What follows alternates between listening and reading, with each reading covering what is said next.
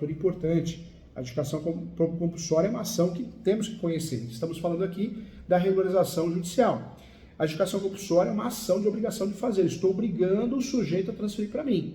Por que eu não uso a ação de adjudicação? Porque eu uso a adjudicação compulsória e não a obrigação de fazer. Porque a obrigação de fazer não resolve. Eu faço a obrigação de fazer, o juiz condena o sujeito a pagar multa. Ele não paga a multa e também não transfere, ou seja, não resolveu o problema. É algo sério. Então a adjudicação compulsória, eu vou usufruir dela. Por quê? Porque ela vai obrigar o vendedor a transferir. Mas se ele não transferir porque ele sumiu, não quer transferir, o judiciário faz isso. Ele expede uma ordem, que é a carta de adjudicação, e eu consigo resolver o problema. Então fique atento. Lembrando que dá para fazer a adjudicação compulsória também extrajudicial e exigir escritura pública, hein? A adjudicação compulsória é muito utilizada para regularizar imóveis no Brasil, mas de uma forma derivada, não originária. Retificação de área, eu quero retificar a área, eu quero corrigir a área.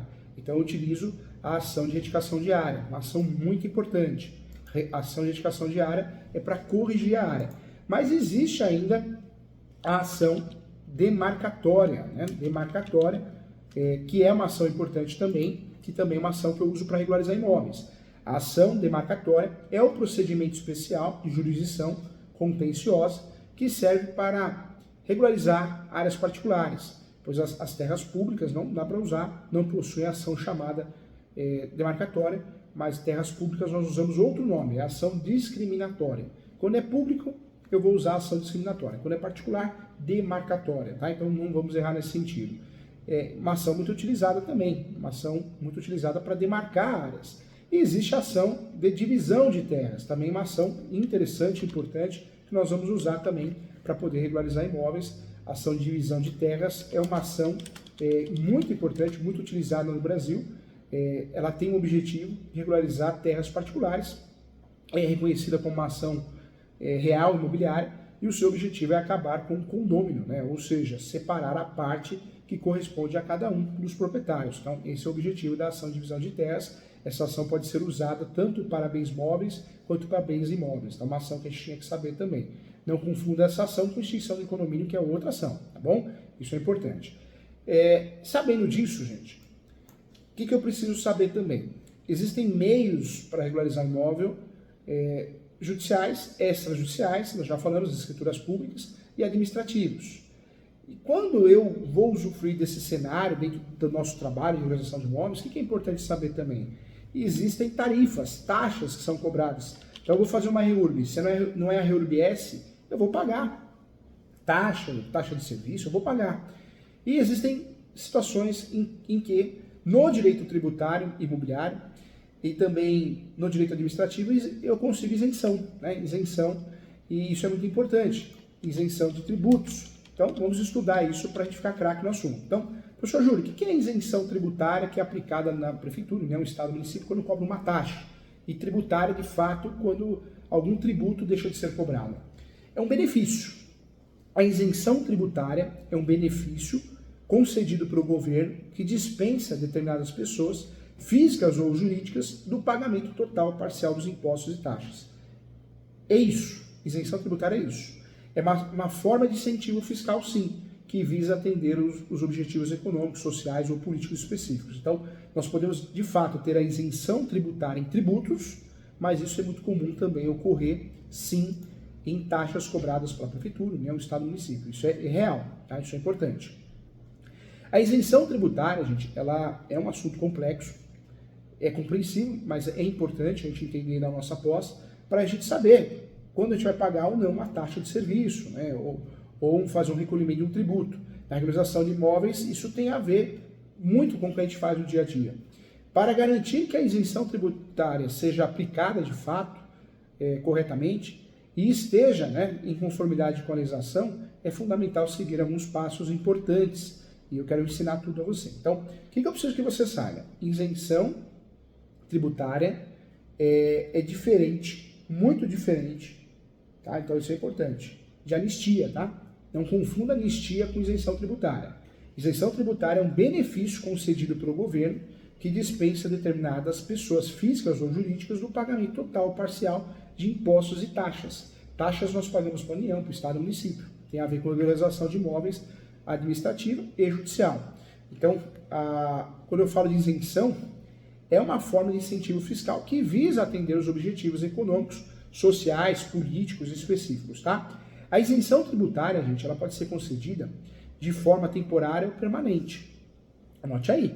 Então, pode acontecer de uma lei permitir isso temporariamente. É muito comum na regularização de imóveis. Ou permanentemente, tá? É fato, é sempre regulamentada por leis e regulamentos tributários. Nós temos regulamentos tributários também. Outro ponto que eu queria falar com você, que é importante ressaltar também. A isenção tributária, gente, não se aplica na renúncia dos deveres e obrigações, hein? Não se aplica, anote aí que isso é importante. Isenção tributária não se aplica na renúncia dos deveres e obrigações legais por parte dos beneficiados. E eu trago para você que eles ainda devem cumprir outras obrigações fiscais, como a apresentação de declarações, prestação de contas e também o cumprimento de outras exigências legais, tá? Isso é importante também. Quem pode se beneficiar da isenção tributária? No Brasil, a isenção tributária, gente, ela pode beneficiar diferentes categorias, tá? De pessoas físicas e jurídicas. E algumas dessas principais categorias podem ser beneficiadas da isenção tributária no nosso país. Eu trago a pessoa física, né, de baixa renda, idosos é muito comum, idosos, baixa renda, idosos, pessoas com deficiências também, e também doadores, entidades beneficentes também. Então é muito comum isso. Pessoas de baixa renda, existem programas sociais e benefícios específicos destinados, né, às pessoas de baixa renda, como a isenção de imposto de renda para pessoas com renda abaixo do limite estabelecido na Receita Federal, é muito comum. Para pessoas idosas é muito comum o quê? A isenção, né?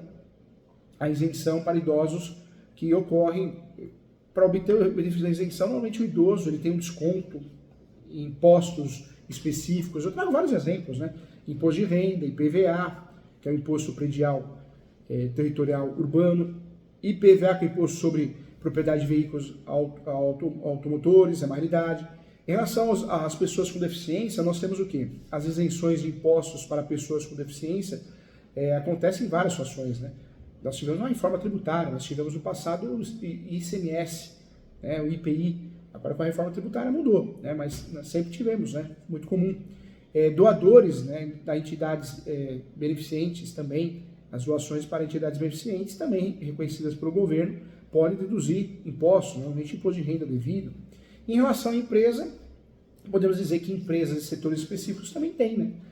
Microempresas e empresas de pequeno porte, o Simples Nacional, na época, né, antes da reforma tributária, ainda é um regime tributário simplificado, que oferece isenções e reduções de impostos para microempresas e empresas de pequeno porte, que se enquadram nos requisitos estabelecidos. Existe ainda também as isenções no setor agropecuário, é muito comum. Existem programas de incentivos fiscais para o setor agropecuário, como a isenção de impostos sobre a comercialização de produtos agrícolas em determinadas situações, é uma realidade.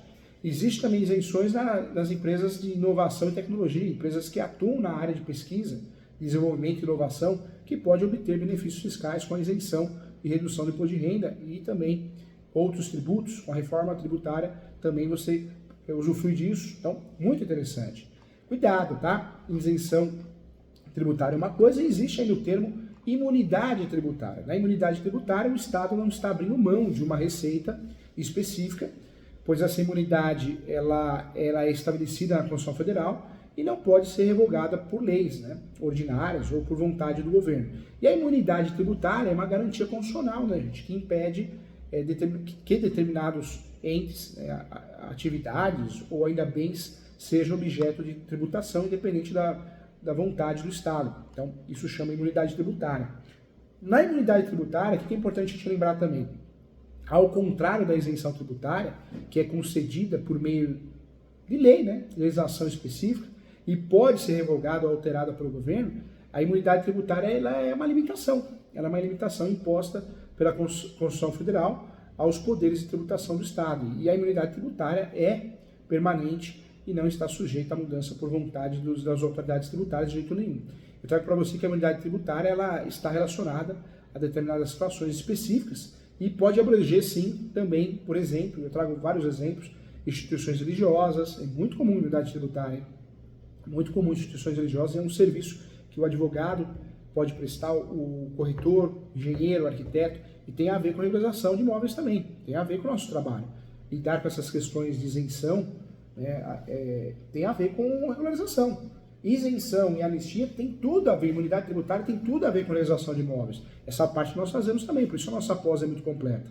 E guarde aí, ó, olha o mercado que você tem para atuar, para conseguir, né, trabalhar com essas questões de imunidade tributária. Você tem um mercado absurdo. A imunidade tributária, gente, ela está relacionada a determinadas situações específicas e pode abranger vários exemplos. Eu falei aqui igreja, cultos religiosos, de qualquer religião, ou seja, instituições religiosas, mas partidos políticos também. Olha um serviço para você prestar, olha o nicho de mercado. Templos de qualquer culto, livros, jornais, periódicos, entre outros também. Essas entidades ou bens imunes estão protegidos de serem objeto de tributação pelo poder público, né, independente do impacto financeiro que isso possa ter para o governo, na maioridade. É importante falar também que, embora a imunidade tributária seja uma garantia constitucional, a sua interpretação é aplicada, a sua aplicação também pode ser objeto de discussões, decisões jurídicas. Tem vários casos aí que nós percebemos decisões jurídicas de fato, práticas, né? A imunidade tem tudo a ver com a anistia também. Vamos lá. Ponto importante para ajudar nossos clientes. É o nosso serviço, hein, gente? É o nosso serviço. Vamos lá. Isso o engenheiro tem que fazer, o advogado tem que fazer, quem faz a nossa aposta tem que fazer. Qual é o passo a passo para conseguir essa isenção tributária? No Brasil, gente, o processo, aqui a pós ensina passo a passo, hein? Passo a passo. Vamos juntos aqui. Olha só, hein? Sala lotada, que sucesso essa pós. Que pós-graduação, hein? Essa pós-graduação em regularização de imóveis é um sucesso, né, gente? Não tem igual no Brasil. Podem querer copiar, inventar, mas não tem. Você vai fazer pós-cara, pagar muito caro, para aprender o quê? Direito civil. Direito civil. E aqui não. Aqui é pós para advogado, engenheiro, arquiteto, porque a gente fala de regularização de imóveis em todos os gêneros, né, registral e administrativo, inclusive as questões tributárias, né? Isso é importante. E aí, gente, já tomou sua aguinha hoje, hein? Vamos tomar aguinha, hein?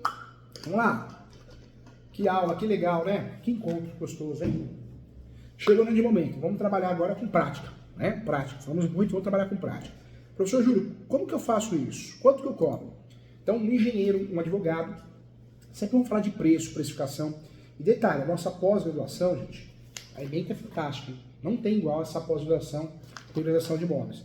Mas, além da ementa ser muito boa, das aulas gravadas, sempre atualizadas, sempre, tem que participar do plantão de dúvidas e oficina de prática, que é uma vez por mês, porque vai fazer toda a diferença na tua vida.